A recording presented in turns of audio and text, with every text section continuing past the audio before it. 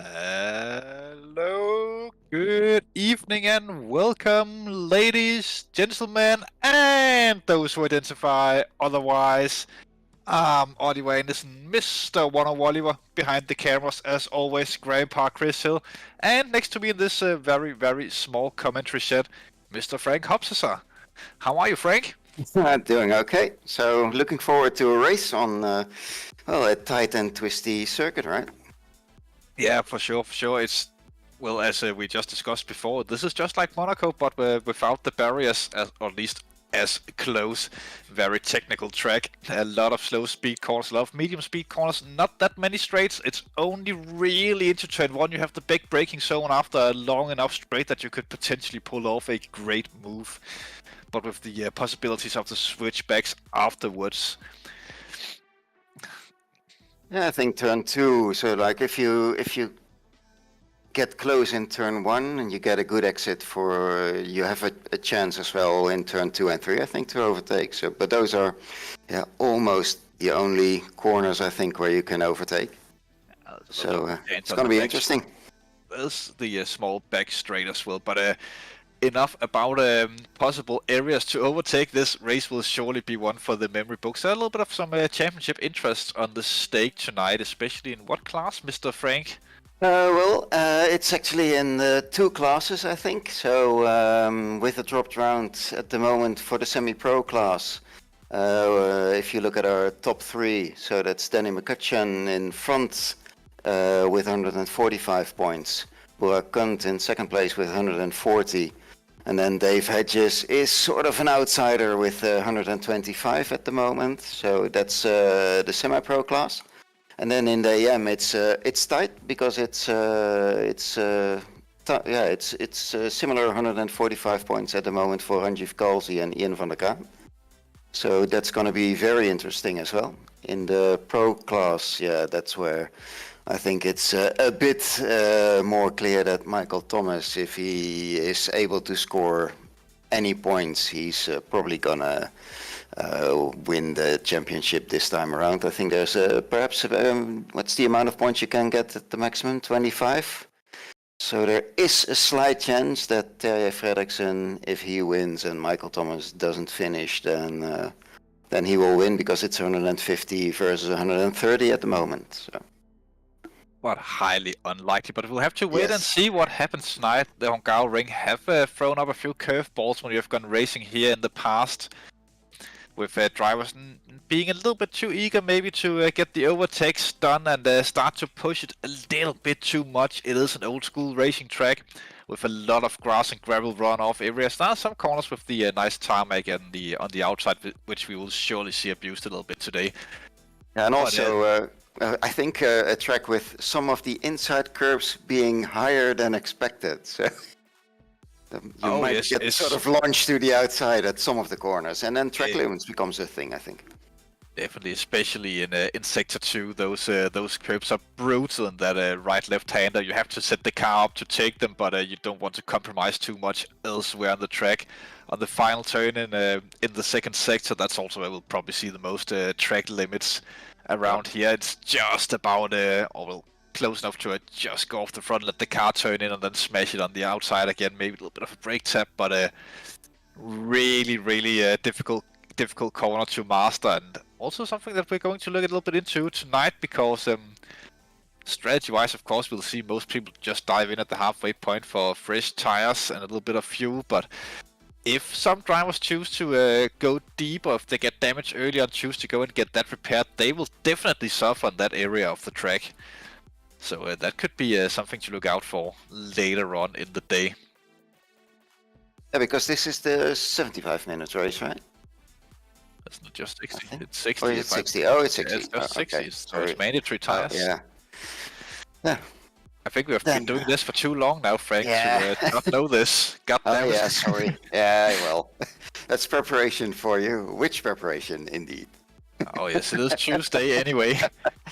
But speaking of final race of the season, we are getting ready as slow as possible to, or as fast as possible, honestly, to look at next season as well, which surely will be an interesting one also. Sign-ups are open. Go on to simgrid.com and find the Simsports Racing International site, and make sure to get your car ready and setups and everything, and get signed up for next season. Here's a little bit of a look of the calendar. We're starting off at Kyalami with a 75-minute fuel race only, so tires are optional. Misano after that. Two of my favorite tracks we're starting out at. Actually, to be honest, I like all the tracks next season. I would have loved to race that if I wasn't a hypercar aficionado by these days. But Kyalami and Misano we're starting off at. Then Mount Panorama, difficult track as well, 75 minutes at the mountain. Interesting will that be with the strategy and who takes tires, who doesn't. You could go the full 75 on one set of tires, but they will be murdered come to the end of the stint. Sanford in the fourth race. Great track as well. Probably one of the tracks that I've had the most success on, well, apart from Branch Hatch maybe, in the last couple of years. Not that we're talking about personal successes here, but great track. Valencia after that, also lovely track to go racing at. A lot of difficult tracks, but a lot of good tracks for racing next season. Any track in particular you're looking forward to, Mr. Frank? Yeah, I always look forward to Mount Panorama. I think it's just it's a hell of a ride. Anytime you try that, it's just trying to keep your car in one piece with usually all the accidents that are happening is a massive effort, whichever way you look at it. So yeah, I think that's one of my favorite tracks to see. And to drive on as well, and it's almost a surety until it goes wrong. So yeah, that's I think the one that I look forward to most. I do like the other tracks though. I like Misano. I really like Kyalami. It has this really nice flow to it, and Valencia, which is I think one of the latest tracks that got added, is actually a really nice track to drive as well. So although a bit hard on the track limits, but yeah. Should be a really good season next time around as well. It sure will be. I'm not looking forward to any track in particular, just the racing in general. I think that will be great coming to these circuits. But before we go into next season, obviously we have the endurance as well, which will be single events coming up, starting off at the Hungaroring also, which we're racing at tonight. With the 6 hours of the Hungaroring, that will be a treacherous endurance race to do alone. It is so demanding on your arms doing this track for 6 hours. If you choose to sign up there, 6-hour races, you are allowed to sign up as a solo interest, so something to look out for there. Definitely something that will be a challenge for anyone who is doing it. After that, we're going to Kota for the 10 hours at the Lone Star Grand Prix, we should say, maybe a Sim GP. I'm being almost told, but I can hear people yelling in the background almost. Great experience. Well, then it's a lot of not that commonly used endurance tracks. Brands Hatch follows that with the 6 hours there. Again, a track that difficult to do alone, but you could do it potentially. But then again, we'll have to wait and see what happens once we get into the month of May. 12 hours at the Red Bull Ring. Not a track that's picked that often for endurance because it's so small. Traffic management will be a huge deal on that track. So that will definitely be one to write down and get signed up for. Followed up by the final race of the fall, not season, but a period we should say, or spring period we should say, as it's not technically a season, but Kielami we're rounding off at with the 5th race, 9 hours there. Also, go on to simgrid.com and get signed up via Simsport Racing International to get involved in all of the action coming up this spring season. Oh, and actually we're into qualifying, following the beautiful, beautiful Lexus around. Ooh, that's just such a lovely car. Great sound as well. Which is definitely something that viewers out there are enjoying as we are speaking. Maybe we're ruining it a bit by speaking over, but hey ho, that's how it goes. Remember to hit the like and subscribe button, the notification for the bell for notifications for when we go live as well. And all the interactions out there are highly appreciated, as it helps the YouTube algorithm quite a bit. I almost want to say that because that's what all the big YouTubers do, so now I've done it as well. You have to hit that like and subscribe, yeah. Exactly. And comment in the YouTube comments your favorite color, or to put your favorite emoji in just for the sake of engagement. But here we go, Sector 2, this is where it all begins. These are the curves we were talking about earlier. Then it's all about getting the flow in difficult corners, using as much curve as possible, both on the inside, outside, keeping the car to the left to open up this right-hander. Once again, we do see the Lexus going all the way there, but a lot of drivers choose to stay a little bit wider. Full front through a little bit of left, maybe braking down into third, full front. Once again, this is where the track limits becomes difficult. That one looked clean enough. Hard braking. This could potentially be overtaking opportunity if someone makes a mistake in the previous corner. And then the two 180-degree hairpins to finish off the track. We are probably going to see a few different lines through these over this evening of racing, but on board for the Lexus, keeping it tight there through the final one, as most drivers will do, unless if they're starting a lap, then they'll probably open it up to get a little bit more exit speed, and into 6th position initially there for Markuchin, which would also be provisional silver pole, but we'll have to obviously the qualifying is still young, and with 15 minutes to go to get the fastest laps in as possible, there'll be a lot of changing on that leaderboard for sure. There will be.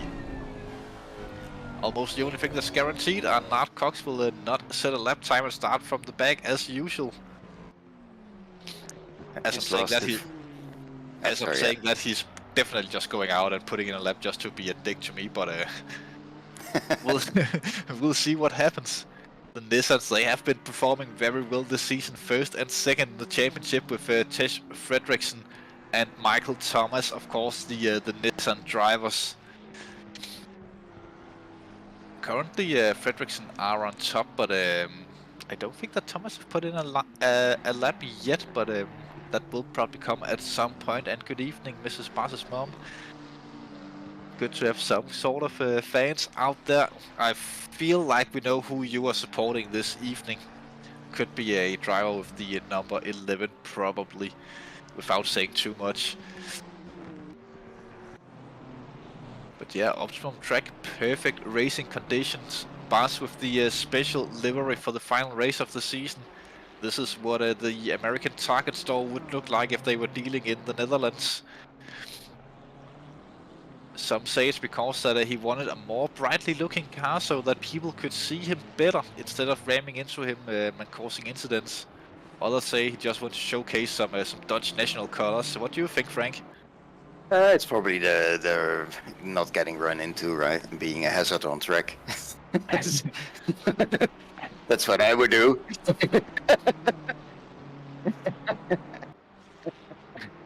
Most definitely. But Bas getting onto a good start so far. 6th provisionally after 1 or 2 laps of qualifying. A lot could still possibly change, but in the mix at least. Not that many pro drivers showing up tonight, but still a good few out there. So we are crossing our fingers for these guys. I would definitely like to drive the Beamer around here, as I think it will handle the curbs very, very nicely compared to the cars that I would usually pick. But yeah. I was also just checking the BOP, so the balance of performance indicators, and then I think last time the Nissan had like minus 40 kilograms or so, and it's now only minus 26, and the minus 40 is now for the Lexus. Interesting. So let's see, Ferrari has plus 15, the BMW has plus 5, so that's also quite close to the original. The Aston Martin has minus 2, so that's reasonably well. And the Honda has minus 17, so that's also quite a big chunk out of the weight. So quite interesting to see how it's balanced anyway. To those out there wondering, the balance of performance, the LFM bob that we're using, balance of performance basically means that weight is added or removed from cars to get them to do more equal lap times, to be more equal on pace. There might be one or two out there not knowing what we're talking about when we talk about the mighty bob, and it's not my next door neighbor.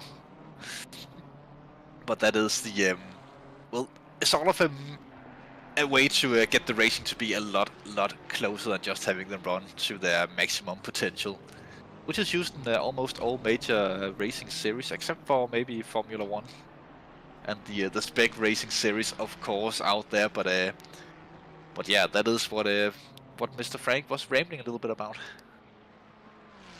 Yeah, sorry about that.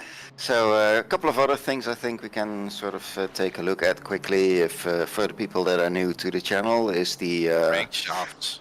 Yeah, is the ones. If you look at the names, and there's now a green colored flag behind the car number. So that will, at the start of the race, that will be turning orange, I think, with a 1 inside. So it's that's your obligatory pit stop that you need to do. And after you've done that, it turns green. If you look at the numbers itself, if it's white, you're in the pro class. If it's grayish, you're in the semi-pro class. And if it's red, it's the amateur class. So those are the 3 classes that are racing similarly, and they all have sort of their own race within this race. So it's always nice to know, and they get their own points. It's a reception situation. Yes. Very much so. Following Dave Hedges around, about to finish that provisionally on pole. That looked a little bit too invalid, but provisionally on pole for the silver class. I think that got invalidated by running way too wide down the final corner. Into the garage he goes. Fresh set of tires and a fuel top up. Likely Andy King in a little bit of traffic there. Remember, the car ahead will not have to get out the way for Andy King as long as he is on a valid flying lap. But not so smart for Andy starting a lap so close to another car. I feel like he's getting held up, and I think that's Martin van der Kran as well behind, that's getting to, or going to be held up, but van der Kran puts it out into the grass and chooses to go into the pits for fresh tires as well.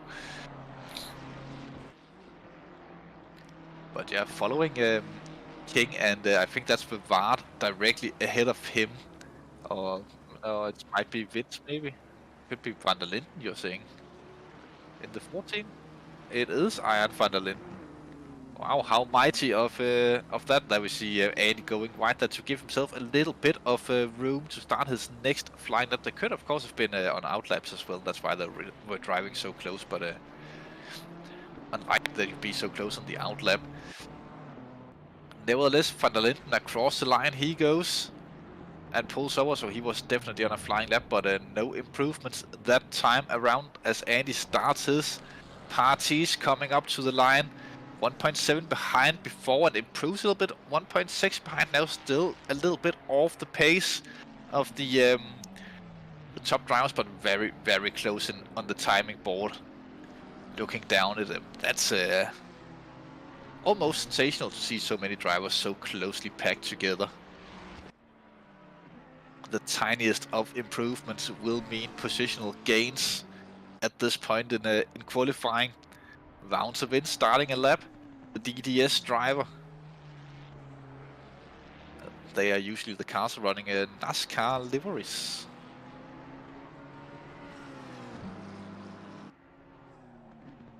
into the famous corner of Sogmeier.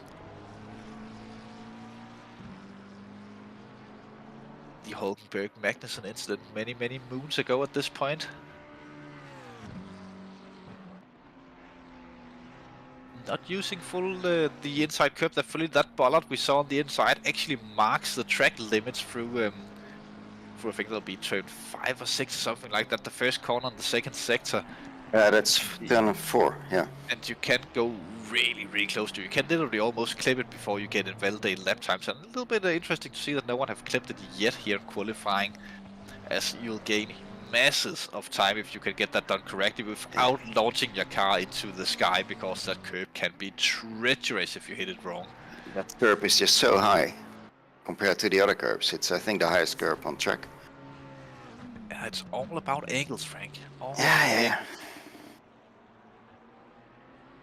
Not that any of us are good mathematicians, but hey ho, that's why we are sat here commentating and not driving, I guess.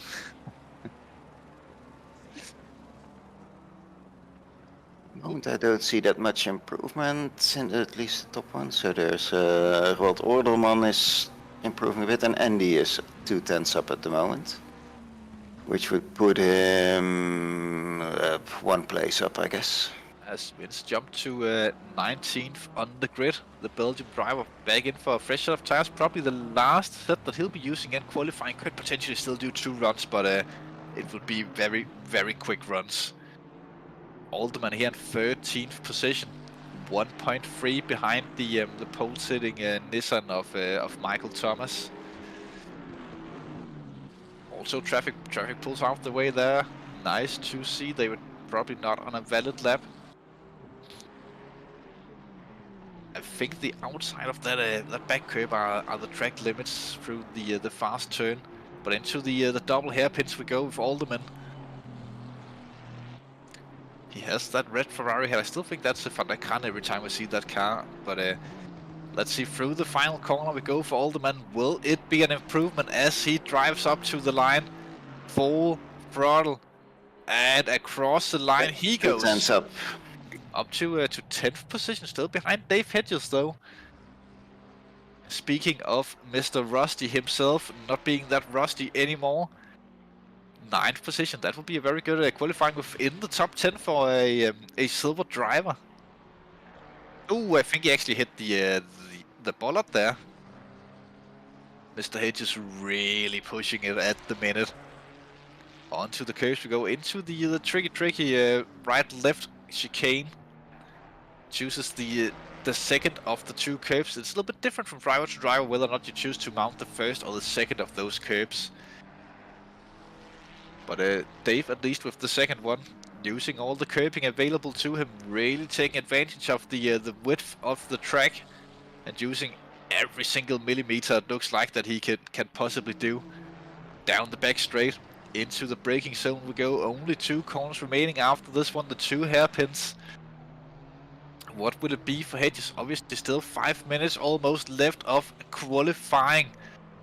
So this is not the time to go to grab some coffee or snacks or anything. This is a good time to stay tuned. Of course, keep watching as Dave Hedges rounds the final corner onto the start-finish straight. What will it be for Mr. Hedges? Across the line he goes. And no improvement. Still 9th. Takes the slipstream there of the McLaren. That might help him out a little tiny bit here as Yeah, it was 2 tenths up. As every 10th matters. Liam Walsh currently in 3rd, best placed Ferrari of the PS UK esports team. It's always 420 somewhere. Right now it is on the side of the car. I must say the Ferraris seem to be doing quite well anyway. So seems to be a decent car for the track. Well, it's a decent car no matter where we go, it seems.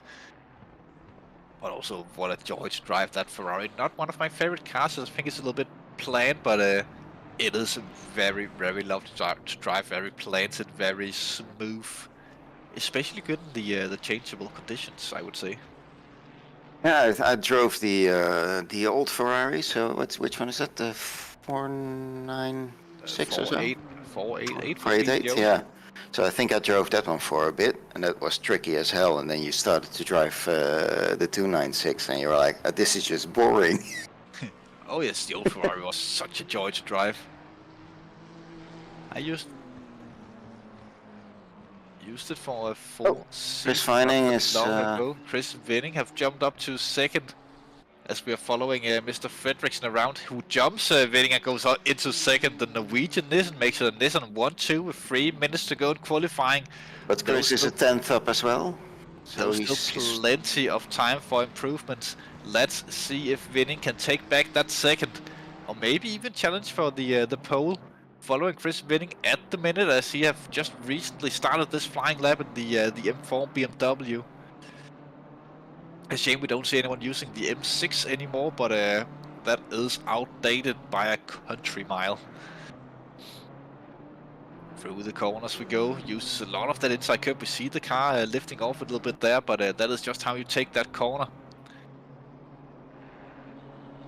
Uses all of the curbing available to him. Once again, was that a little bit too wide maybe? Don't think so necessarily. He will have this lap and just one more, I believe, as I don't think that he can clear the start-finish line in about 10 seconds from this point. If he could, then we definitely needed to check his PC for hacks. I think he invalidated.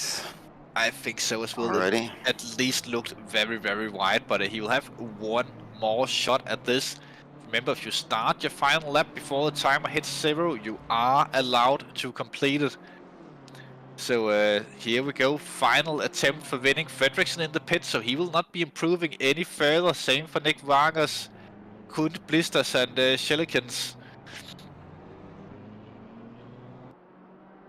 So Vining, the best placed car really to challenge Michael Thomas for that pole.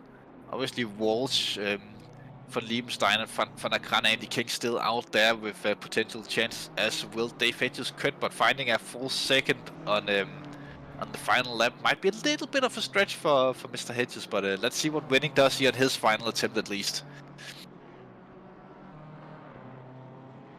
Well, at least his lap is still valid. So Liam Walsh and Samuel van Liebenstein, they have now invalidated their laps. I still think that was within the track Yeah, limit. it was. Yeah. Through the chicane we go, Bas going off the track there, so that's qualifying over for Mr. Bas van Melis. He will not be improving up from 12th. Not under a lot of pressure either to lose 12th, I must say. Basically, Kelsey would be the best chance to beat him. As we're speaking, that looked on the limit, but I still think in the track limits for Mr. Vining. 2 corners to go behind the sign. Into the penultimate hairpin. I've always thought that this penultimate hairpin was the trickier of the 2 getting the car into and the angle correctly. Final hairpin we go. Vining, start, finish straight, final time, he'll cross that qualifying. Will he prove, will it be enough to snatch it away? Second place for Vining. P2 for Chris Vining there. But Liebenstein van der Kraan still with potential chances, I believe. Thomas out there going strong still. I don't think he would need to improve the lap time that he have already set, but always good to... Samuel might be a bit quicker. And Maarten van der Kraan is still working on it. Most definitely parties. Following around 0.4 up at the minute. He could jump quite a few places if he does well. Let's see what happens. Again, 2 corners remaining for parties.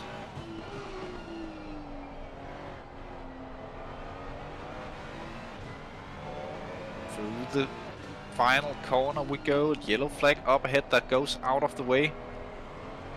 Start, finish straight, parties. Will he do a massive jump here on the final run up to the start, finish straight? He does. 11th place there for the Polish driver. Good lap there to get in. Only one more car remaining. That's Wouter Vince to cross the finish line. 20th for him. But yeah, great qualifying session so far. Again, the Nissan log out on the front row, if I remember correctly. Did Winning snatch it? Yeah, he I snatched think it. Winning snatched it. He's second, yeah. Oh yes, but now that we're waiting for the race, it's time for the grid rundown with Mr. Frank Hub, while I go for some fresh air.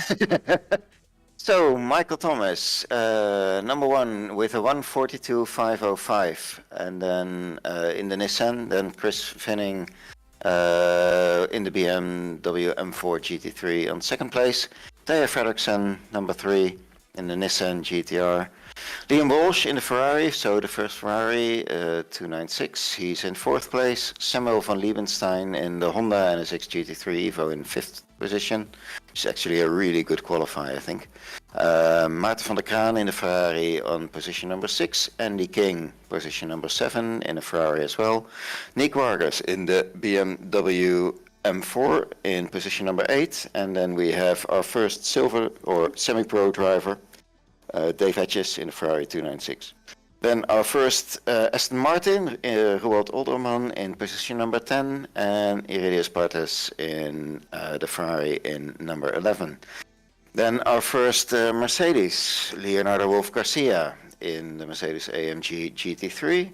And then we have our hero of the day, because his mom is here. That's Bas van Melis in position number 13.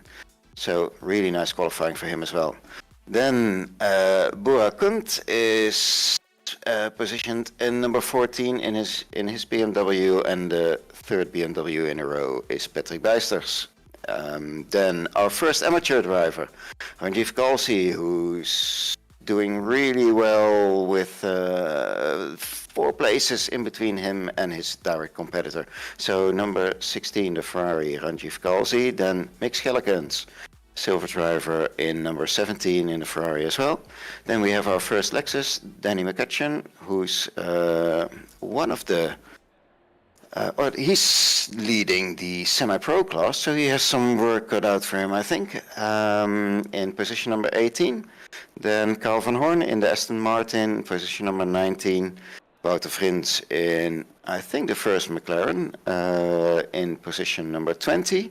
Ian van der Kraan is then our second amateur driver in a Ferrari 296 in position 21, and Steve Parker, who's also number 3 in class, I think, in position number 22, so directly behind Ian. Then Arjan van der Linde in a BMW M4 in position 23, and Wouter Belsma, position 24 in a McLaren, the second McLaren. And then the second Lexus, Michael de Gore in the Lexus on position number 25. Tom Ferries, our final amateur, in position number 26.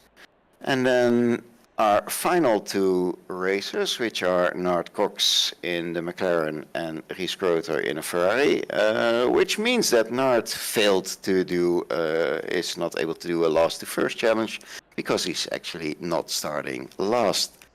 Which is, I think, a bit of a shame or funny, I'm not quite sure yet.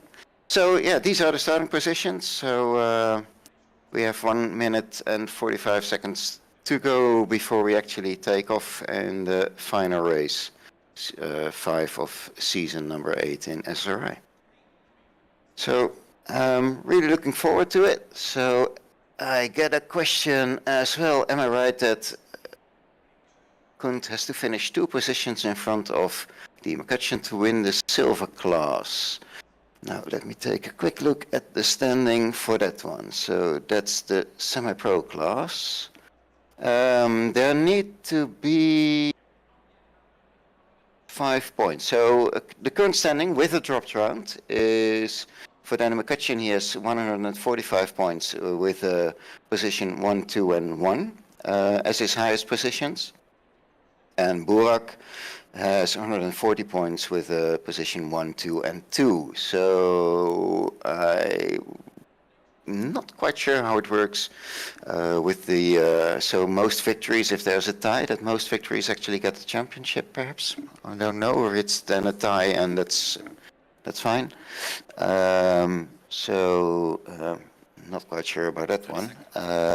But yeah, I think 5 points, so it's 25 for the first finisher. So Burak, I think if it's most wins, then I think he needs to end indeed 2 places higher than Danny. So then he needs to finish third if Burak actually wins the race. So yeah, that's gonna be interesting. So 5 points in between. So the point system, what was that again? So how many points do you get? Let me check that out. So do you get 50 points for a win? Oh, you get 50 points for a win. 45 for second. And 35 is then for third. Oh, that's fourth. So yeah, it's 5 points per step. So that's gonna be quite close. Yeah, yeah. I think he needs to Burak needs to finish 2 places in front of Danny to actually take the win. Which, if it ends as it starts, he will take the championship away. It will be difficult for Kun to catch up to Hedges. Even though that they are first and second in class on the grid, they are not that close to each other, as Hedges are all the way up in 9th position and Kun are down into to 14th. But with Makuchin all the way down in 18th, that could be something to look out for. Maybe Makuchin will be a little bit extra aggressive on the start to catch some quick positions. So a lot of things to play for there in the silver class or semi-pros. Don't know exactly what we're calling them. Semi-pro. We are calling them semi-pro. Yeah. Of course we are. Why wouldn't we remember the 3 track limits and the 4th one? That will be a drive-through. That will be something that will be interesting later on in this race, as a lot of drivers might. A lot of drivers. We will probably see a few drive-throughs in this event, as there are some corners where, well, most people will push it to the limits, and you gain so much time by just being so close to the track limits around here. So interesting to see, of course. The only penalties that we'll see applied in the race will be the drive-throughs, well, basically the in-game penalties, drive-throughs, starting procedure infringements, and speeding in the pits. So that will be interesting enough, as the drivers are getting close to line up in the 2x2 formation for the final time this season. Michael Thomas will, of course, lead the charge in pole position, with Chris Winning next to him, and directly behind Mr. Thomas himself will be Tish Fredriksson in the other of the two Nissans. I wish they would have chosen more different liveries on the 2 cars. They do look somewhat similar. But yeah, side by side for the final time this season. One last check up of the brake temperatures, and that's all they can do from this point. Trying to sort out their lines into turn 1, thinking of all the different and possible outcomes. They're being 1 step ahead of the opponents are a good thing, and just focusing on getting that start done. But ladies and gentlemen, for the final time this season, we are racing! Good start there from Michael Thomas. Just goes directly onto the racing line. Winning looks to be off to a good start as well, but he could be boxed in as he goes onto the attack. Looks to be running a little bit deep there, and he will lose out to Fredriksson, maybe 3 wide, almost 4 wide there through the first corner. Winning still on the inside of Michael Thomas. Will he go for into turn 2? Very close together. Bree side by side once again. Winning actually takes it away. Chris Winning leads the race out of the first couple of corners. Michael Thomas in second, but about to lose it, it looks like, to Liam Walsh, who's pushing for P2 side by side. Difficult corner to be side by side through, but Michael Thomas stays ahead. Can Fredriksson get his nose underneath? Looks like he can. And trying to get away there from Liam Walsh. Good work by the Nissan drivers to sort of box the Ferrari a little bit into position there, as they have to fall into single file here through sector 2 almost. Clean-ish start. 2 drivers falling a little bit off there in the background. one drive-through for starting infringement. That's Ian van der Kran. We have seen a few of those That's a around shame. here in the past couple of seasons. Number 14 car there have been a little bit of an excursion in the background. That's Ian van der Linden that have been off the track, and he have started moving again. That's a bit of a shame, though, the drive-through for Ian, because I think that sort of is the because he actually passed Kelsey, where he was a few cars behind, but he was the main contender for the amateur title, which I think now, of course, is perhaps no longer. Well, everything could still happen, as we have seen before with the AM class. I remember a race at Indianapolis where it all changed literally on the final corner of the final race of the season for the amateur overall championship, which was an immense battle we had that season. But yeah, anything could still happen. But Kelsey definitely have put himself into prime position to take that AM championship, as he's running around 18th overall. He could basically choose not to fight anyone and just play it safe from this point on. But when it comes down to business day, we are all racing drivers here, so I don't think that we'll see any lenience there from Kelsey. Fourth, Walsh are actually sticking with the Nissans ahead of him. There looks to be a traffic car also in the mix. No, that's sorry, that's just the BMW. I'm not used to seeing it ahead of the Nissans, of course, but that's Winning still leading the race, and with a 1.1 second gap after the 1.5 laps of racing, almost 2 laps. He's actually making a little bit of a run for it in the front. Comes down slightly there through sector 2, but he is definitely out there with Liam Walsh applying a lot of pressure early on to Tesh Fredriksson.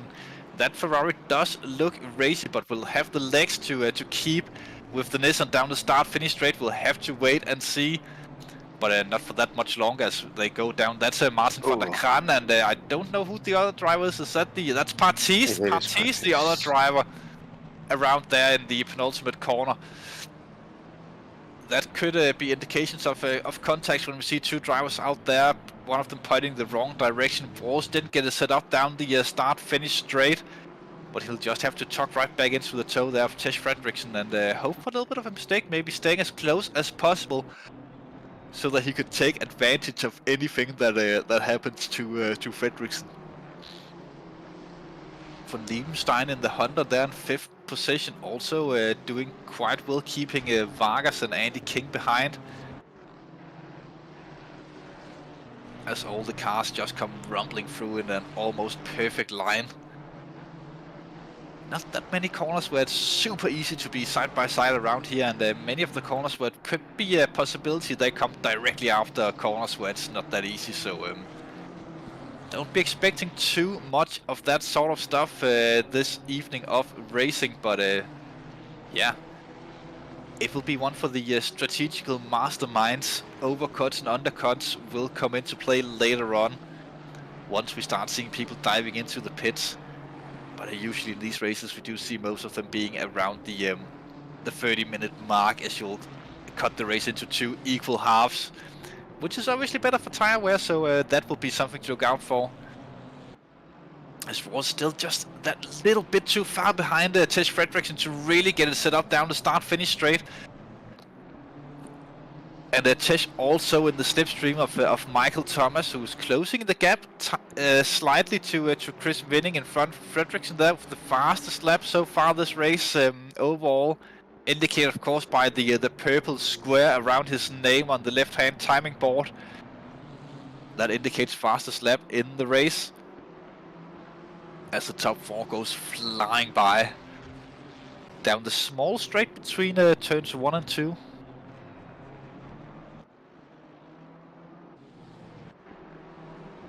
Andy King applying the pressure to Nick Vargas. Could we potentially see the move from Andy King? We have seen him before making these the more tricky moves, we should say, not super dangerous, but going for the tricky places to get it right, where you have to be super skilled to actually pull them off, catching people off guard, getting close underneath the wing of that BMW, just trying to stick it up there, being close enough that you can really try to stress out the driver ahead and try to force him into a little bit of a mistake. That could make the difference of an overtake or not. But again, being too close, you might be too close to take full advantage of the mistakes. It's all about the correct distance to the amount of mistake that could potentially happen. A little bit of a chess game between the drivers at this point. What would your strategy be if you had to drive this one? Would you go for the track position, so stay out longer, or would you undercut? Undercut, definitely in this one. I would try the undercut, depending on where it was on track, of course. And if I was stuck behind someone, I would try the undercut. If not, then I would go for the 30-minute mark. But we have seen undercuts work previously. Some cars it works better for than others, but it is a strong move. Further down the grid, Narcox making progress up to 15th position already. I don't think he started last in this race, second to last I believe, because there was another driver without getting a lap set, so not a full first challenge today for Mr. Narcox. But Cox will definitely give chase to some other guys around here today. And go for the move. McCutcheon are the next man up for Narcox. And speaking of McCutcheon, he have had a great start to the race up into 14th position. Now he's just those 2 places behind Kund and applying the pressure to Schillikens. And that is exactly what McCutcheon needs. Just that one move on Schillikens and he can start to relax a little bit. Yeah, because the other guy or Rhys Croter, he's the guy who started last. He already did his pit stop, and he's car 129, so he's the one driving in the absolute middle of nowhere. But starting last, that could be a reasonable strategy as he gets out of traffic and can focus on his own lap times. He is not getting held up at all, at least early on in the race, by any other drivers. Might come into play later on when the rest of them come out of the pits and he will be on worse tires, but early on at least the strategy will pay off for him, and it is difficult to overtake around here, so just keeping the defense on once the rest of the grid comes out of the pits, that could be the thing. Blitzmer also in the pits at the minute. I don't know if he had a disconnect or an incident or something like that, but he is in there and he'll come out in the middle of the racing pack and a full lap down. Not optimum for his race at all. No, that's I think one of the worst things that can happen on this track, because you lose so much time if you the corners and the track is so small. You lose so much time if you need to go to the side or make space or anything. That's getting the blue flags around here. That's rough, but Martin van der Kran, at least he's trying to apply a little bit of pressure to Michael de Gore in the other of the 2 Lexuses or Lexi. Not entirely sure what they're called in plural, but maybe someone who speaks English could probably tell us in the YouTube chat at some point. But yeah, van der Kran, we did see him being involved in that small incident in the penultimate corner early on in the race, so he has a lot of work to do to get back up into good positions, but he should be quicker. But again, the difficulty of overtaking around here, and that Lexus is quite quick in a straight line, so that might be a difficult one for van der Kran as he tries to get a difficult place. But again, small mistake there from de Gore, and van der Kran goes straight through. Next man up behind de Gore would be Kelsey, the AM leader. This, by the way, also maybe good to take a look at Burak. He's now like 2 cars in front of Danny McCutcheon. Danny is 3/10 off of Mick Schellekens. So if he's able to pass Mick, then yeah, he can just stay behind Burak and take the championship for semi-pros in this case. Yeah, that would be the thing. He just needs to get that one overtake done, but you know, they're still racing drivers, and if he gets the opportunity on Kund, he will definitely try and show off one last time why he will be champion. As Narcox have caught up to McCutcheon and Schillikens, as we can see those 2 right in front of us. It looks like McCutcheon actually gets a move on Schillikens. Contact!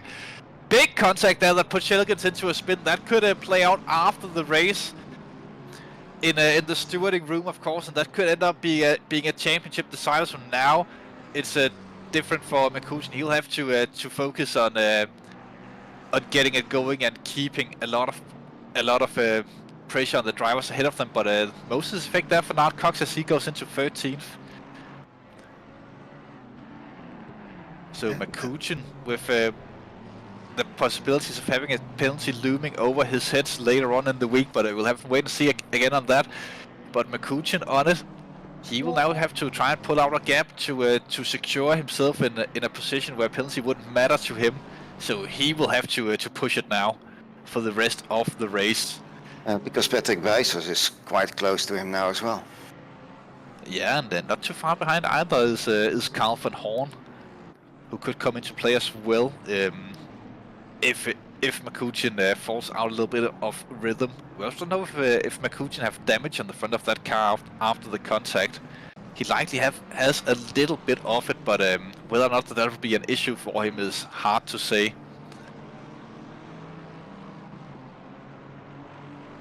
That Lexus is such a different car to drive in this game, like any of the others. It's very long and very slim. That rear gets so loose so easy. And that can really kill the tires, but beautiful car, great sound, and a wonderful steering wheel and interior of that car, I must say. Well, I haven't driven it. I've mentioned that before, and I'm not gonna drive it. Oh, you should. It's wonderful. Lovely, lovely car. Yellow flags are out on the start-finish straight. That's a car in the pit lane that's causing that. That's a place where we've got a drive-through somehow. I think that is a race over for him, as that's the second time we see him in the pits early on. But back into the action. It's really action-packed so far early on in the race. Iron van der Linden for THRC with Kelsey in front of him and Partys behind. We'll probably expect Partys to get this move done at some point. But whether or not that Van Linden can manage to pass Kelsey, we'll have to wait and see.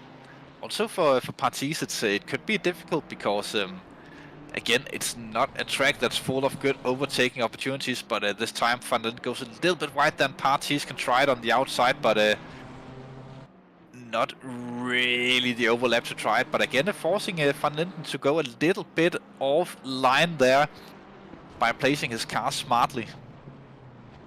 Arjen is sliding around quite a bit, so if he does that a few more times, yeah, your tires get overcooked a bit. Yeah, and we do see Van der Linden, he's definitely pushing it to try and keep with Kelsey and trying to keep Partys behind. And this is one of those tracks where the heat in the tires can be difficult to manage as those lifts get really hot around here. Yeah, track temperature is okay though, right? So that should be good. But... it's quite normal. Ooh, the move is on there for nice Partys, move. Goes to the inside. But it's difficult to get early enough on the front there. You need to really pray for a little bit of a wider approach there for Van der Linden if you want that to happen from that distance. So Iron maintains position so far. But again, the battling is quite intense here. It's a four-way battle almost, or well, it is with Kelsey and Digore directly ahead of them. As Van Linden again goes right there, sliding, and then gets held up a little bit there by Digore, and now Partys trying it on the outside, almost going free right there. Partys getting stuck behind Digore, behind Kelsey, but enough to get the move done initially. Oh, I think that's Kelsey that's got involved there. Maybe got tapped a little bit by Partys. Hard to say from the angles that we saw, but Kelsey definitely out of quite a lot of damage. With heavy damage, it looks like, or at least some. But he will plow on. Maybe he'll take an early pit stop. It's not unreasonable to go 44 minutes on one set of tires, so he could potentially go in and go to the end from here. Could Partys. And this is Ian van der Kaan. is already 2 seconds behind him, even with the drive-through. Was that Ian who got that? Yeah, it was Ian. Yeah. Yeah, so Kelsey have lost some time there. Replay coming up. This is the four-way duel. Parties, Kelsey, and Van der Linden here in the back, or in the picture. Let's see what happens. Oh, he does get pushed there by Parties. Yeah, that could be quite some damage there on Kelsey's car. But he stays out on track. Maybe just staying out to defend from Van der Gran then. Yeah, that's what I would do. Track position is key around here. Further up the field, blisters on Makuchin. Makuchin haven't been able to pull the gap on blisters yet. They are pulling away from Carl van Horn, but they are still very close together. Looks like blisters does have a little bit of a pace advantage, but getting the move done, that's the tricky part. It doesn't matter if you're quicker if you can't overtake. That's the whole point of racing.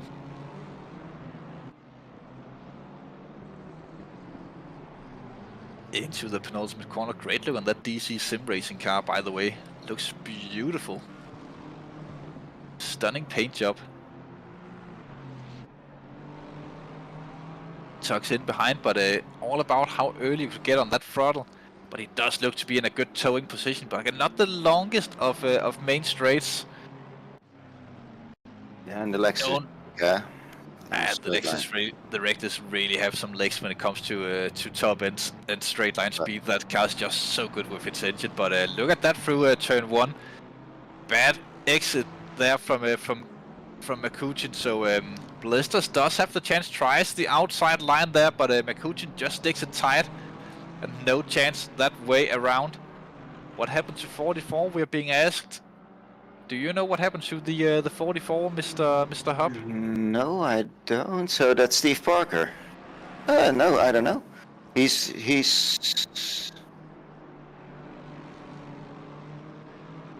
There might have been something in the beginning that we have missed in the race. We actually don't know what happened to Mr. Parker, but his quickest lap is like a 1:46.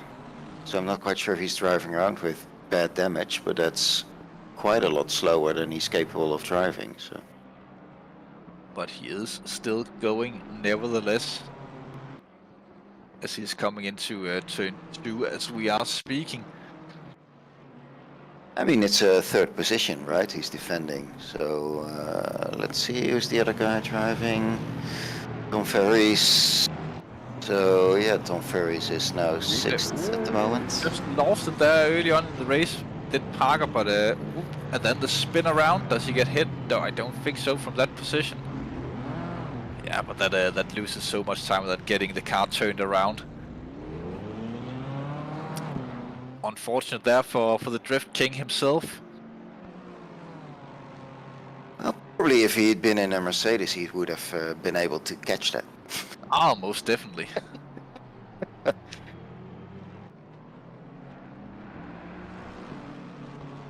It looks like Blisters is so much better there through turn 1. Under braking, the Lexus is not that great, and that could be where Blisters could potentially come forward, and also downforce-wise, the Lexus is not the greatest of cars. But good for defending and overtaking, so that could be a thing. Also very rough on its tires, the Lexus, so within the next 10 minutes would be the most opportune time for Blisters to go forward if he doesn't want to attempt the undercut. Which could be a possibility for Blisters. Looks like he would get out in clean air if he took the pit stop.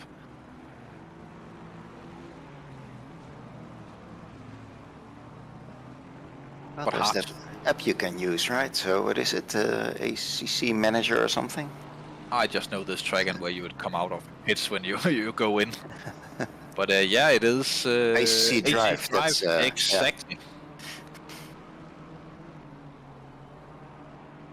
Exactly, but that's the thing. Does he really want to risk it for having worse tires for the last 10 minutes of the race if Makuchin sticks to optimum strategy? If I was Makuchin, I would wait and see what Blisters does and then react to that. But at this point, no need to do so at all. It's hard to say what's going on underneath the helmets of these drivers, really. It is, of course, more fun to get the overtake done on track. But if I could take a freebie by undercutting, I would probably go for it. Yeah, especially on this track. I mean, it's you see it. It's just so hard to overtake. You really need to have someone make a mistake almost to be able to pass someone. So there's a really valid reason to try the undercut, right? Because of that.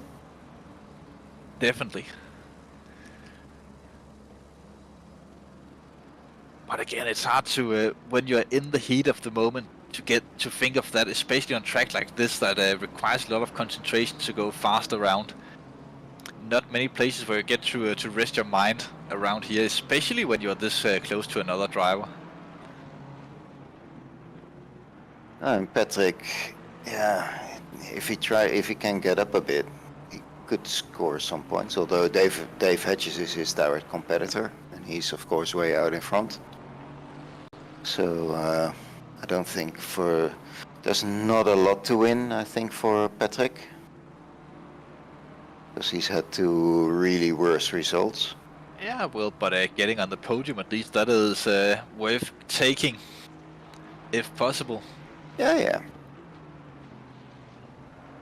Because getting on the podium, that means you gain a chance to talk to us, and who wouldn't want to do that?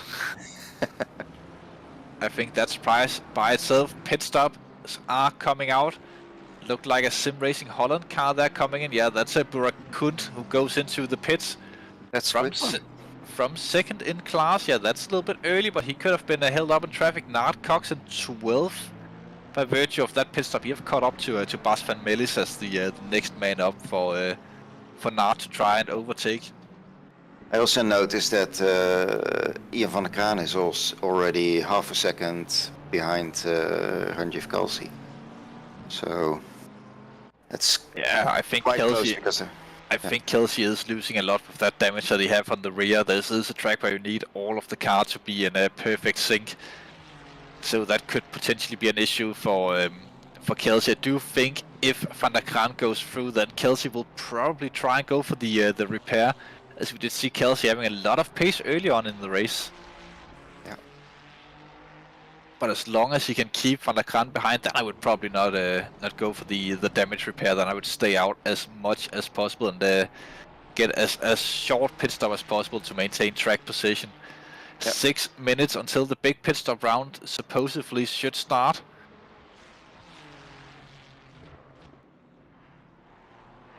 And Van der Kraan really, he does look racy. I do believe that he will go for it if he gets the opportunity. I don't know if Van der Kraan knows. Well, he can probably see the damage and the scarred back end of that Ferrari ahead of him, but he will not have known exactly what happened to Kelsey probably, and neither how severe the damage are for Kelsey. You can see how much Kelsey is losing by not having that proper downforce there through the second sector. Yeah, he took a really different line than this is where he loses. Yeah, he can't really get the car turned in, and here we go for Ian van der Kraan on the outside. He's almost passed before the braking zone, but Kelsey sticks it in there, keeps the inside line. And just pushes, maybe a little bit pushing there, but this is part of racing. This time Van der Kraan on the inside through the double hairpin, and Kelsey goes to the pits. Probably a good call at this point, as he was about to get overtaken. It would be interesting to know how much damage he is carrying. A lot of people into the pits now. Liam Walsh as well, Nart Cox, Iron van Linden, and of course Kelsey. Nice to see if Nart still ends up in front of what's his name, Ries Kroter. Who? Ries Kroter. So he's the guy. They both started at the end, but Ries. Oh yeah. Was actually he pitted really early. Yeah, that would be an interesting thing to see, because Krofer will definitely have had a lot of time on his own, and just pacing himself, not having to deal with the same amount of overtakes as Nart. But let's see once this pit stop round is over and we get proper confirmations about it. With the timing board sorted itself out after sector 1. We'll get a somewhat reasonable idea of that. Michael Thomas in third, which means that Fredriksson probably have passed Thomas at some point in this race. Schelikens tucked closely underneath the wing of Carl van Horn. See, that Ferrari really doesn't stand much of a chance there against the Aston Martin. In a straight line, even with the slipstream, it didn't look like that he was even remotely close to gaining time down that front straight. Of course, it could be down to setups and wing settings as well. But didn't look too promising there for Schelikens if he wants to get some moves done in this race. Might have been a little bit too focused on the qualifying setup around here, which is quite normal. I would probably do the same. Qualifying is everything on a track like this. Do you always use the different setups then for qualifying compared to the race itself? Oh, rarely. I always use exactly the same. Maybe with a little bit of less fuel. It's a little bit track dependent for me. Sometimes I'll have different setups for qualifying. Not that often though. So I think that's a winning coming into the pits from the lead. The two Nissans staying out in unison there, led by Tej Fredriksson. But Michael Thomas is really but Michael Thomas. Yeah, Michael Thomas is leading. Oh, Michael Thomas is leading. Oh yeah, they have just swapped places. No, Michael Thomas is second. Michael Thomas is second of the two. Stop go 30 for Van der Kran there, speeding in the pits. Stop go 30 for Parties as well, speeding in the pits. I can't really remember the entry of the pit lane. Is that a hard one to actually get right? Not really. You do have the not the slowing down. You have that corner, right? Yeah, you have the corner, but you're full throttle through there, and it comes a little bit later than a lot of people think around here. But it's not always that easy to spot the pit board, especially if someone have touched it just ever so slightly. Then might be a little bit screwed on that, but yeah. Thomas still applying the pressure. Liebenstein haven't pitted either, so it's triple Japanese in the front manufacturer-wise. Two Nissans and a Honda. With Makuchin and Blisters also staying out so far in fourth and fifth. But let's see if the Nissans will go one more or if they will come in this time around. I think I would probably wait one more if you're going for the very optimum strategy around here. Maybe this could be I'd probably go for one more if I would go for that, but let's see. Both Nissans staying out. No, not both Nissans staying out. Fredriksson coming into the pits. Fredriksson in the pits. And let's see now. Michael Thomas unleashed in front of the field. Probably an in-lap, but it is definitely hammer time for Michael Thomas. Let's see what his current best lap is. So that's 1:43.020. So let's see if he can improve that. Doubtful. I think he will come in this time around, but let's see. He only needs a few tenths to be quicker than Fredriksson, and the perfect stop. Then everything will be sorted for him. But let's have a look on board for this lap with Michael Thomas. XCRO Point Racing, the mighty Nissan. Very smooth steering around here for Thomas. I couldn't do that in any car. There's a setup that you can just, apparently you don't really need to apply that much counter steer, which I think is quite amazing. Sometimes you see people just wiggling that steering wheel all the time. Oh yes, that would be me. A little bit of slide there for Thomas. Could be down to a tire wear at this point. Really using all the curves also on the outside. I never do that. For Liebenstein as well. Speeding in the pits, that would be. Let's see, Michael Thomas, does he dive into the pits? Yes, he Yes, does. he does. But then we can immediately see if the pit board for the 50 speed is taken away. It is not, it's right there, but it is camouflaged a bit in the white. But again, the driver should really have practiced that pit entry. Did you do that? I will practice the pit entry when I do Twice or so. practice. Don't care. Every time I finish a run, I'll always finish it by driving into the pits to get that pit entry practiced. Oh, never. Oh, always. Good box. Michael Thomas is stopped. Bottom right-hand picture. That's Chris winning that we are following. He will lightly retake the lead once Michael Thomas have served his pit stop. But let's see.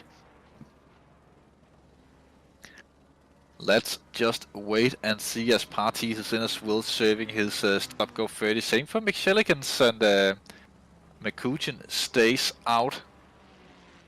Chris getting back on the straights. Michael. But here comes winning. Yeah. Winning. It's close though. Yeah, but not close enough. Winning does go out ahead, but he does jump Fredriksson in the pits. Yeah. So he had a really good outlap. Or in-lap. Yeah, so if Michael Thomas wants to win this now, then he will have to get past Chris Winning for the race win. I wonder how long we'll see McCutcheon stay out. But cold tires and Fredriksson looking hot on the attack. Yeah, what do you think about Mick Shellicant? Oh, no, not Mick, sorry. Oh, Liam Walsh. Yeah, that is Liam Walsh. Oh, that's the top four again, really close together. That's fun. Yeah, Walsh have really joined in the fight after this pit stop round. The two Nissans have been fighting a little bit too much and allowing basically for Walsh to get back into this, as we do see traffic there for race leader Chris Winning. Not handling that too smoothly there, but let's see what will happen when this train have to pass.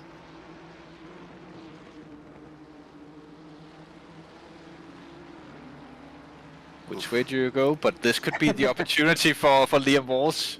No, he doesn't dare go for it in that situation. Would have made it free wide into the corner. That would have been a little bit iffy. And that's a 90-degree one. That's yeah, that's sort of impossible. That is bound to go wrong. Bounce Vince comes into the pits from second. Only McCutcheon out there in front, and Ian van der Kran, who haven't stopped yet. But just look at that, how much the Ferrari is losing on a straight line. And Nissans are really just pulling away from Liam Walsh. Yeah, but during braking and corner entry, he's picking it right back up.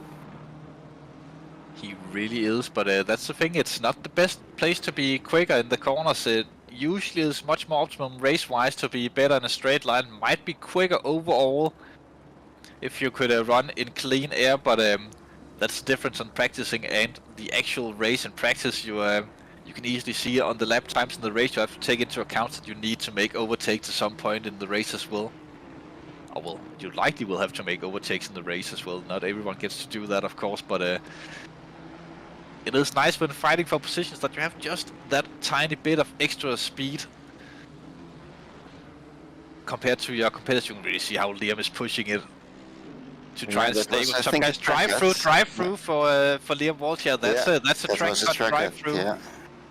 Walsh putting it away there and puts himself out of the contention for the podium.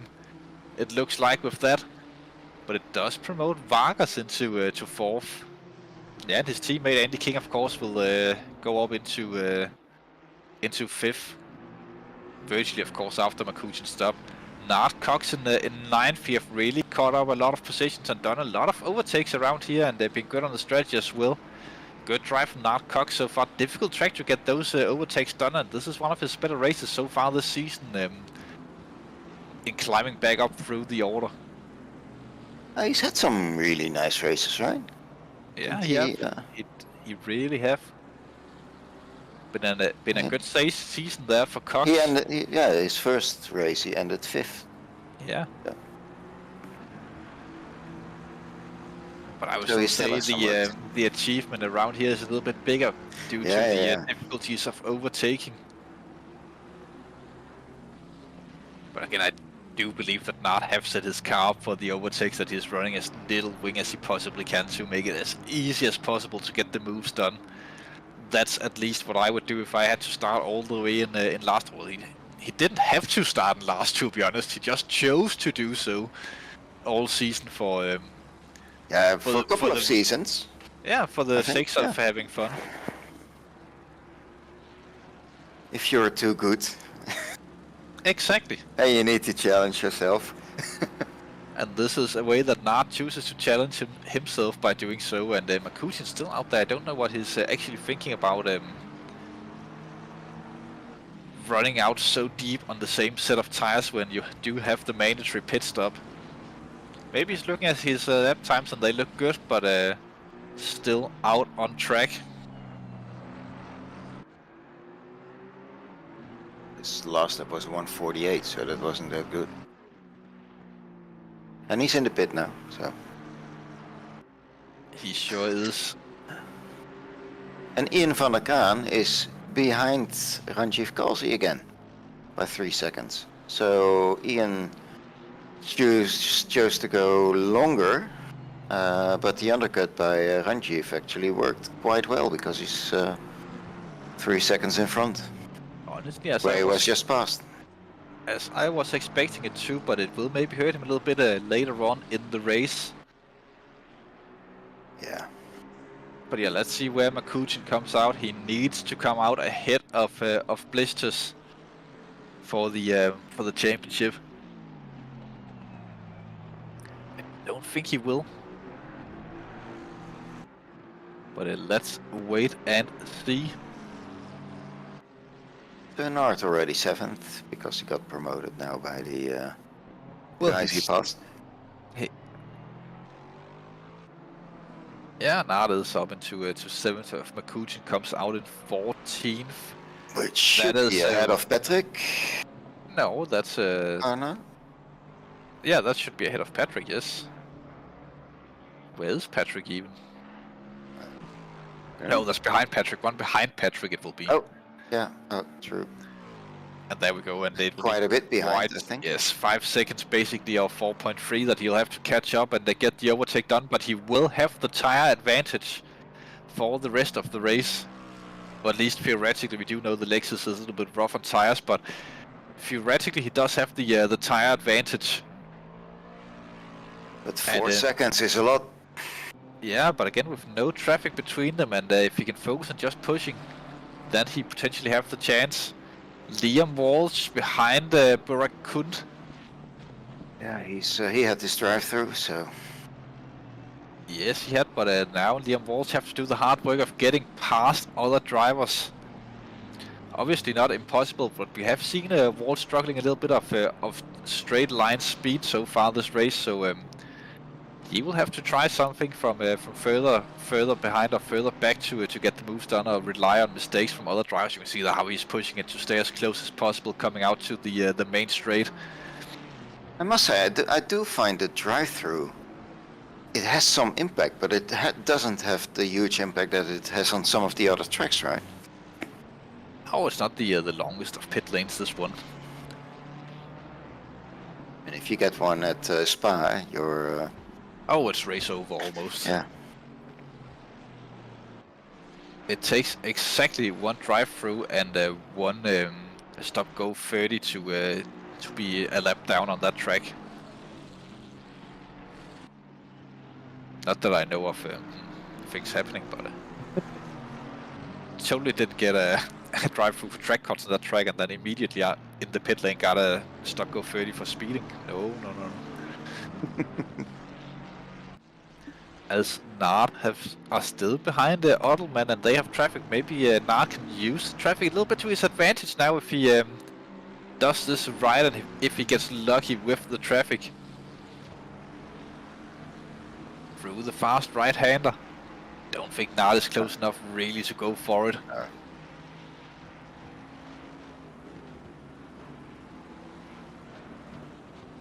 Yeah, and less than a second between Winning and Thomas in front. The top three are getting spicy as well, but I think Nard are the most imminent driver for overtaking at the minute. Kelsey caught up to the back of Iron van der Linden as well. But whether or not that he's getting held up or not, we'll have to wait and see for later on in the race. And Danny McCutcheon is actually losing a bit of time, because he was 5 seconds behind instead of the 4 point something he was behind after he got out of the pits. Yeah, but he still needs to get that heat back into the tires, so still a potential chance there for McCutcheon to get back behind the blisters. Yeah. Patrick is actually catching up to Bas van Melis. So he's only 3/10 behind us now as well. Yeah, that could be the thing. Maybe he'll get held up behind Bas and lose a little bit of time there. That could go into to McCutcheon's advantage. We'll have to wait and see. And also Crow up into to 15 from his last to first challenge. As Nard have gone into that area of drivers. Ooh, that's a car that spun around. That's Andy King. That's Andy King that spun around from 5th position. He is dropping like a fly at the minute. That's a Bas that he's going to emerge behind, and Listers goes through as well. It looks like, so he will have dropped into 13th position there. Andy King. Not a good day for the PS UK esports team, as his teammate Liam Walsh got that drive through, and Andy is now behind Walsh as well. Not optimum. I wonder what happened there to Mr. King. Yeah, but the three leaders are still very, very close together. But when you are at that level of the top drivers around here, as we'll see with Nard struggling with Alderman, you really do rely on a little bit of a mistake from the driver ahead of you to get the move done. And it just so rarely happens for these drivers.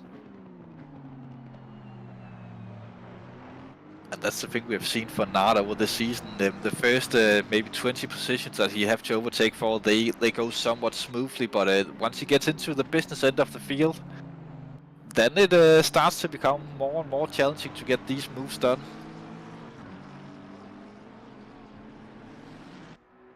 I will 20, maybe 15, but you know what I mean. And that is the main point. So when did how many laps before? That's two or three laps, right? Before Michael Thomas that Chris pitted. Yeah, I think so. It's 2 or 3, yeah, but I don't think that the tire difference will be that big, to be honest. But he is close, and we have seen the grunt of that Nissan down the start-finish straight. Not that the Beamer is slow at all, but he does have the slipstream, as well does Michael Thomas on Chris winning, so that could be the deciding factor here. But there's still 16 minutes of racing to go here. Plus they'll have to finish the final lap. Of course, the race doesn't end when the timer hits 0. The lead driver will still have to take the checkered flag at the start-finish line, and then the race will end when the drivers come across. Getting racy there does Thomas under braking, very, very close to winning. But again, the harmonic effect, the gap of half a second does look larger in distance on when the cars are going about 230 kilometers an hour compared to about 50 in the slow corners.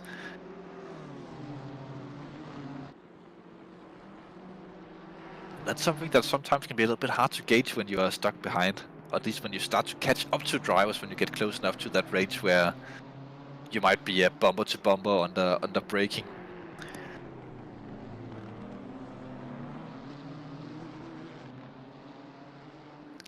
Oh, it looks a bit twitchy over the curbs there. Yeah, I was about to say that got tail happy there. The BMW maybe winning is actually pushing to the absolute maximum of his abilities to try and get a little bit of an advantage there on Michael Thomas. Well, obviously he's pushing to the maximum of his abilities, but sometimes you can afford to take it a little bit nice and easy in some corners when you know there's no chance that someone's going to go through in those. Especially when you're the lead driver, you don't have to catch up to anyone ahead of you, so So that could be a thing, but again, Michael Thomas not close enough through the 2 final hairpins to really challenge winning into turn 1. And it all plays into winning, saying the more laps he can get run off the board, the more time he can take out the race and the race lead, the larger his chances, of course, becomes of winning. As Thomas will have to get increasingly more desperate to get that move done if he wants to go through.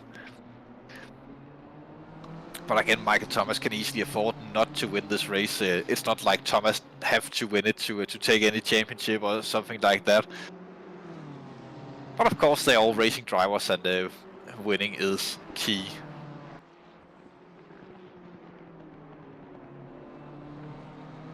Well, mostly for me, finishing is key.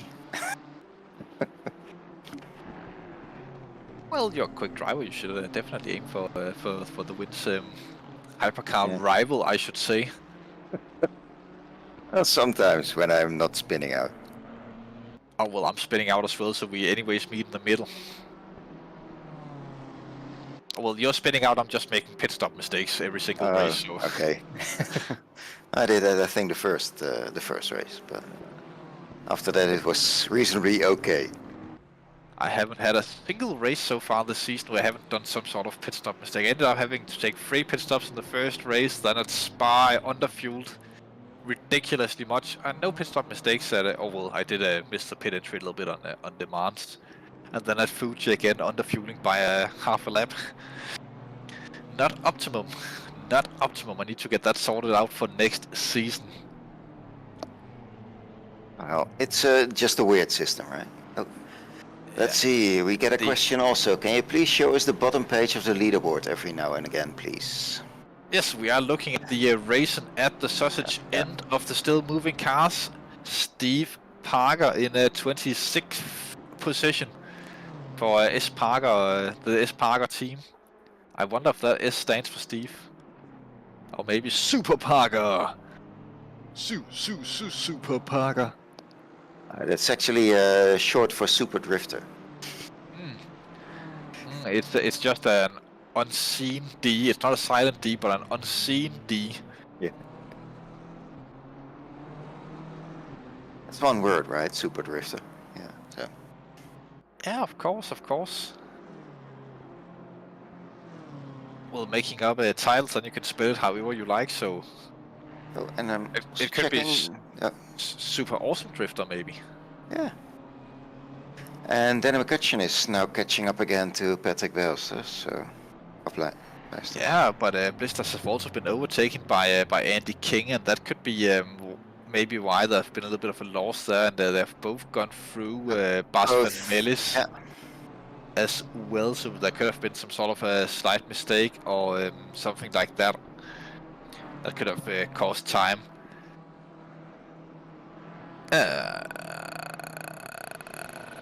Back up to Van der Gaan, who's applying pressure on Michael De Gore in that second Lexus.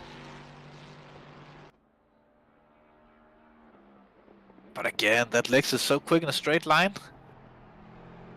For the Scuderia Ferrari. But the Ferrari is reasonably quick as well, right? Or is it slower to accelerate, perhaps? I thought that was the McLaren, right? There's something with the Ferrari on a straight line. I can't remember exactly what it is, but there's something strange about it. But again, it could also just be a setup thing. Of course, if you max out the wing on that Lexus, it's not that quick anymore. Same goes for the Ferrari. The more wing you put on, the slower the car gets. Well, it goes for all cars. And when we're talking about more wing, it's not like adding more wings on top. It's the angle of the wing we are talking about. The more that you're tilting it, the more downforce you're creating on the rear of the car that pushes it down, of course, as the wind push goes over. That allows you to be theoretically quicker in the corners, but slower in a straight line. Also, it's a little bit under braking. But looking at the car, it doesn't look like that Van der Gaan is running that much rake on it, on that Ferrari.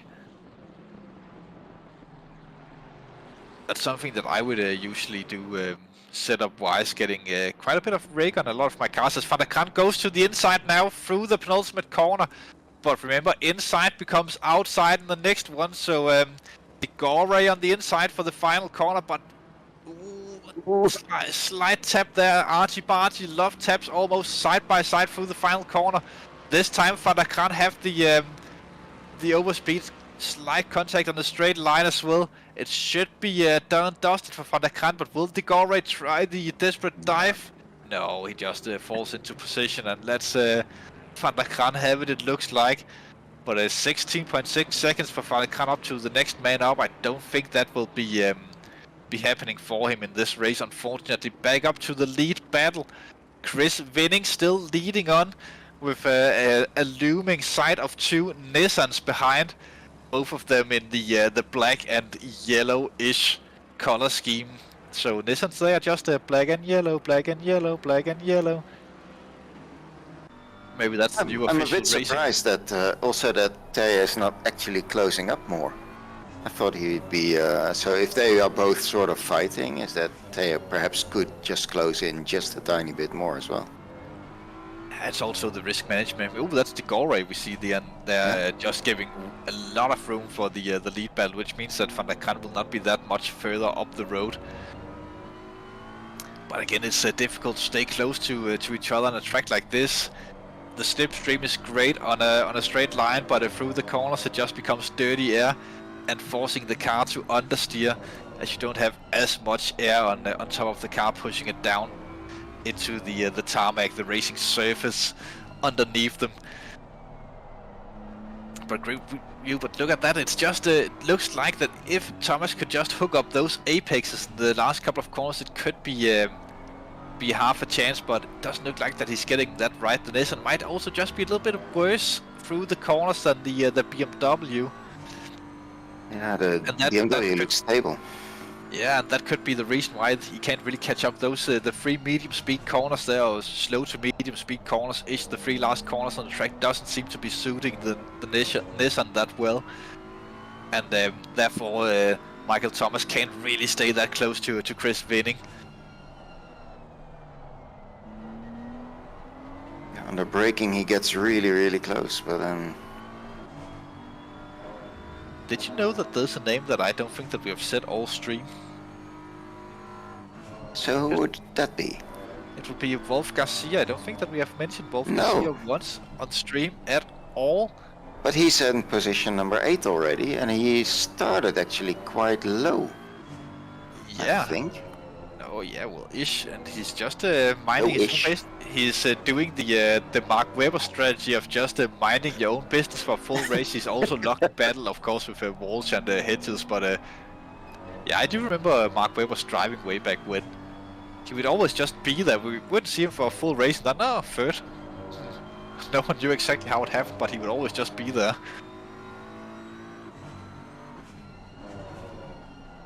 And he's the single Mercedes, which you would expect to be a good car here as well, right? Normally. Not quite sure how the Mercedes drives. It used to be really good, but last time I drove the Mercedes, there came an update about a year ago actually at this point that made the Mercedes roughly, well for me it made it quite a bit more difficult to drive and unstable. And it sort of took some of the advantages away from the Mercedes of the used to be having the upsides of the front engine cars, but also of the mid engine as well. Sort of a weird mix to drive. But look at that, Chris Winning with a little bit of some mistakes there, and Michael Thomas all the way in the rear end. Michael Thomas to the outside through turn 2. Will he do it? This could be the chance with 5 minutes to go. And Teja is there as well. No, yeah, exactly. That's the thing. If you fail an attack at this point when you're so close, you immediately get under pressure from behind. But Winning defends at least the first attack from Michael Thomas. And the test didn't look that racy, honestly, behind Michael. I don't think there's also that much need for Test to push too hard at this point and risking anything. He knows how the racing goes and how much overlap you need to get the clean moves done, and it didn't look like that Test had it, so he just fell in behind and tried to lose as little time to the race leader as possible. But 4 minutes to go, roughly 4 minutes 10 seconds, we should say. and the battle is heating up between these two. A little bit of sliding there from Michael Thomas that just puts him that little bit further away. That does mean that Winning will have to make some small mistakes for Michael Thomas to get close enough to Chris Winning there for the main battle. About for 3 laps to go. the lead.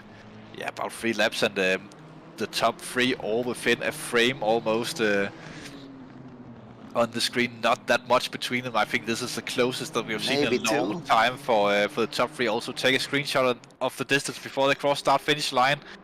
Exactly the same between all of them. So they were literally within 8.2 tenths of a second there through sector 2. So that is close racing between these 3. Really putting on a masterful show of driving skill between them. And I'm going wide. Sometimes there's an upside to that as you get a better run down these corners, but Fredriksson just sticking his nose in to not allow Thomas there to get the best possible line if you make that take the wider approach. I don't think it was on purpose though that Thomas got that wide, but there's also another development for the AM class. Is that Ian van der Kaan actually passed Ranjiv? Yeah, that puts the championship into a perspective there. I think that's enough for van der Kaan.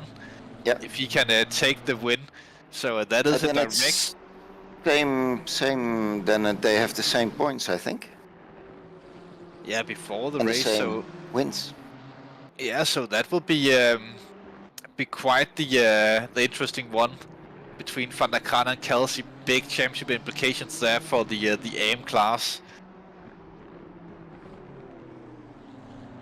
But still, all focus on the top 3. 2 more laps around here it will be, as they are getting into the traffic of Martin van der Kaan. Van der Kaan not really in a fight for anything, so I do think that we'll see Van der Kaan at some point just pull over and let all 3 go through at the same time. Maybe he will slot in between Fredriksson and Thomas.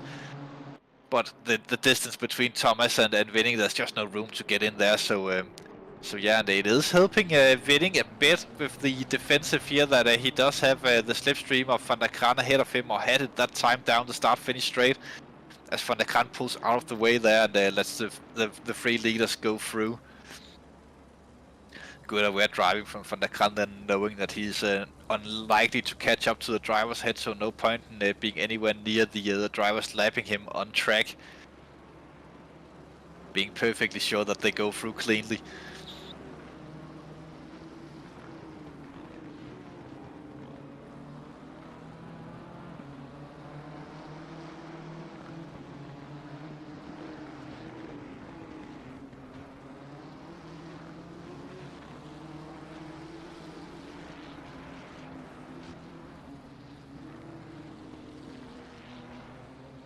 No, Chris. That is negative. That is negative. Should, I think, have 1 more lap after this. The question from the room behind was whether or not that this was the last lap. Just so people don't think that we are too insane and talking to our famous fantasy friend. But look at that, this time Thomas is close enough through the penultimate corner at least to try and set it up down the start-finish straight. Could this be a last lap overtake? He does try to get in there, not getting a full advantage of the final corner, but this will be his best chance to go through if he can do it into turn 1. The time gap is coming down. This is an opportunity. He could try for it with Fredriksson so far behind that he's not going to be a factor on this one, but no, not quite close enough. He would have needed just half a car length more there to try for it. Or maybe a full car length, to be perfectly honest, if you want to do it safely. But yeah, this could potentially be done and dusted for the race lead, or at least for the win in this race. If Winning just keeps it clean for the rest of the lap. Only 1 more reasonable overtaking opportunity, but we haven't seen Thomas being close enough to Winning so far in this race around that area to get the overtake done. Of course, about the small straight coming out of sector 2, and starting sector 3, but look at how close Thomas is going. He's really applying all the pressure to winning. He is trying to be there, trying to get winning, to be pressured into a mistake, but doesn't seem like it's working for him. Winning is an ice-cold driver at this point. Look at that, Thomas really just doing everything he can to try for it, but he do know that all the good opportunities have passed, and he will have to settle for second. This race was basically won in the first corner or two, where Winning got that overtake done, and then for Thomas he got the undercut done perfectly to Fredriksson, and got the overtake and in pit lane. Down the start finish straight, and there we go. That is your top 3 of the race. Chris Winning, Michael Thomas and Tej Fredriksson. Nick Vargas will come home to finish 4th, and Nart Cox equals his best comeback so far in this season by finishing 5th. It looks like, if he doesn't run out of fuel, of course, and drive-throughs there for both King and Blisters on the final lap. That's actually good for Makuchin. That puts Makuchin back into championship positions there for the semi-pros as Vargas finishes the race, and Nart Cox comes along also, but that will most definitely hand the championship to big gaggle here of Alderman, Hedges, Garcia and Walsh, all of them for position, but that puts the Andy King of the 30-second time penalty as he crosses the line. Same will be for Blisters, we will assume, as he's actually trying to serve it on the final lap, but doesn't work like that, I'm afraid. Nope. So Makuchin will be a crowned champion unless if something happens post-race in the stewarding room. But so far at least, Makuchin champion of the semi-pros. Crawford there 15th from his comeback race. Carl van Horn will take 17th. Hey, Kelsey is past Ian van der Kraan again. Yeah, Kelsey have gone back past Ian van der Kraan, and that will be Kelsey then taking the AM championship, also coming down to the final race in the final stint, even between Kelsey and Ian van der Kraan. That have been a mighty battle throughout the season. Great driving from both of these guys. So Kelsey champion of the AMs. Again, unless if something happens post-race in the stewarding room. Iron van der Linden across the line as well to be the racing in the sausage end. Or was that a Ferris maybe? So what a race. What a race this have been. Joining us in the comment room, let's just start dragging people in. Michael Thomas, congratulations on the championship. What a rough race this was. Looked like it was lost in the first lap or so. Yeah, pretty much. A few little mistakes throughout. Tyre wear being unkind. Yeah, really difficult to follow, and the Nissan's advantage just wasn't in the right place against the BMW. I think any other car could have been alright, but generally it was very difficult. It did look like you had some top speed, but those final 3 corners, it looked so difficult for you to stay close enough there to winning to actually get a move done into turn 1. Did you feel like it was the same that we saw?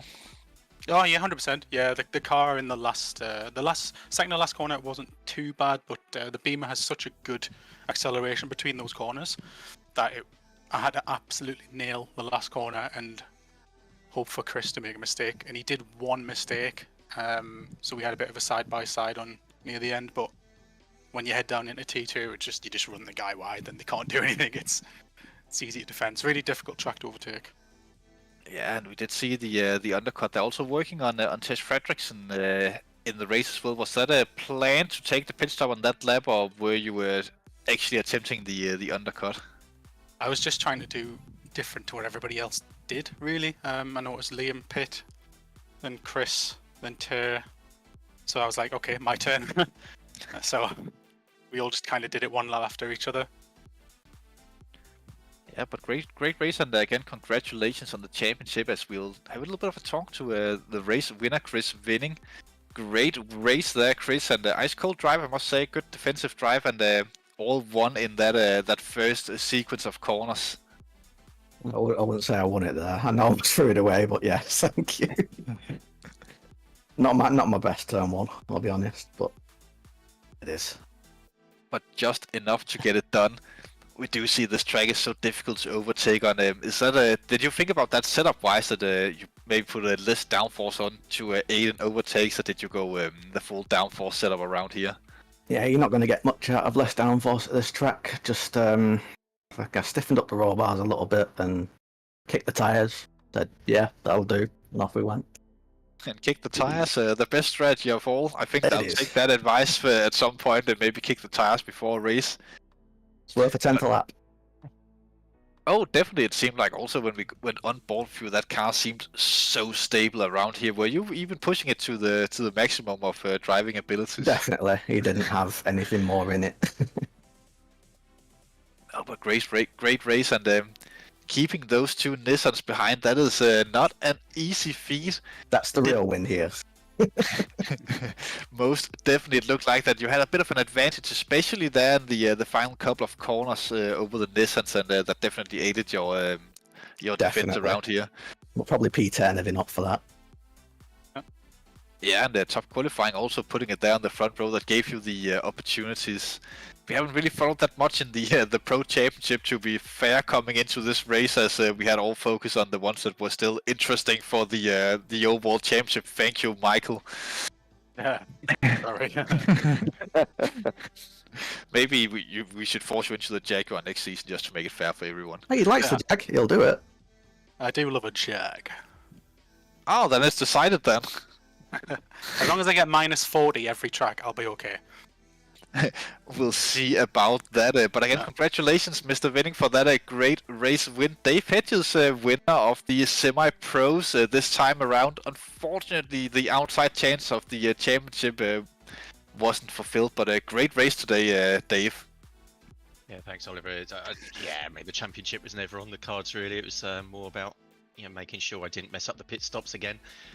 So I obviously there was a bit of a surprise on the pace with in qualifying, so I hadn't done any times like that in practice, so managed to find a little trick into turn 1 and into the last corner, so that seemed to work quite well.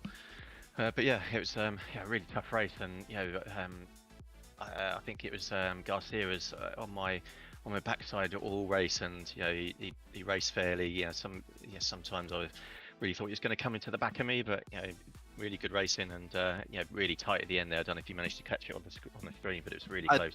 Just about with the 4 of you coming across the line there. I have something that I definitely need to ask you about, as now the season have passed. Will you change team name for next season, as you didn't seem that rusty today, to be perfectly honest with you? I don't know, I still feel quite rusty. So we'll see. But yeah, I mean, I've still got a bit to learn.